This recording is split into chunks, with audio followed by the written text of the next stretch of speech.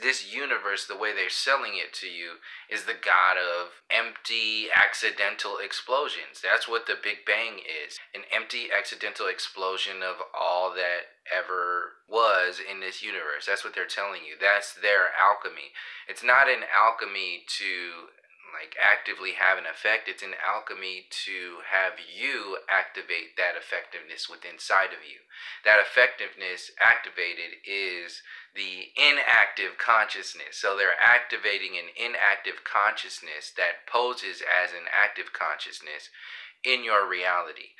And everything from who and what you think you are, what you think this place is all tied in. It's all gift wrapped to you and packaged in a pretty little box that, you know, is labeled organic or human experience. See, what they're saying in the university system is that their information, their intellect is conscious intellect, and the indigenous, so-called primitive and savage intellect is outdated. They're saying it's outdated, it never mattered, it was always wrong, and they were just kind of guessing in reality. That's what the university system and modern intelligence is telling you about the historical intelligence, your spiritual intelligence of your ancestors, your psychological intelligence, your natural, your organic intelligence, all the information and what they knew about this world, this realm. They're saying it doesn't matter, it doesn't exist, and whatever information that they might have gotten, they just got from aliens. So the reason why you got to keep people down so hard is because the lower you keep people down, the higher up you appear to be. On that scale, psychologically, that's happening in your education system. On a massive scale, it's happening on the streets when they're calling us minorities. The majority of the entire world are called a minority. Why? For the same reason that they're telling you that you're primitive and savage, that you're descendants of primitive and savage beasts, and they're descendants of blonde-haired, blue-eyed manifestations of, you know, the Son of God. So all this stuff exists in order to have an effect on your subconscious reality, and the other side of existence is the chaos of your conscious reality. The chaos of the conscious reality is to consume your time, consume your physical time, your psychological time, your spiritual time, consume it with distraction, deflection, ignorance, and everything else.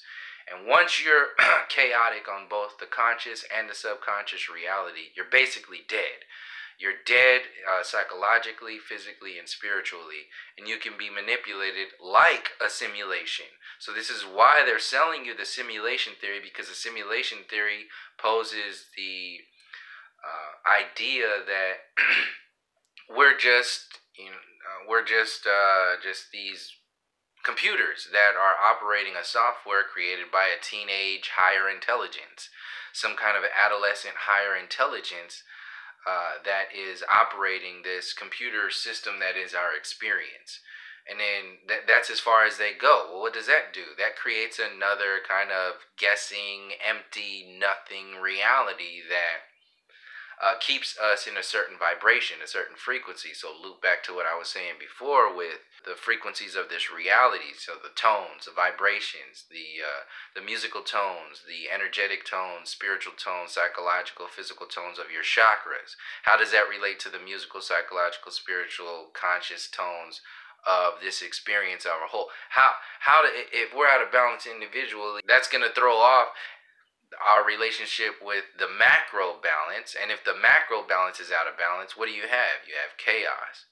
So the system is well aware of this, and when you have people operating the system, the software program of chaos in their everyday reality, you don't need to have any kind of solid evidence.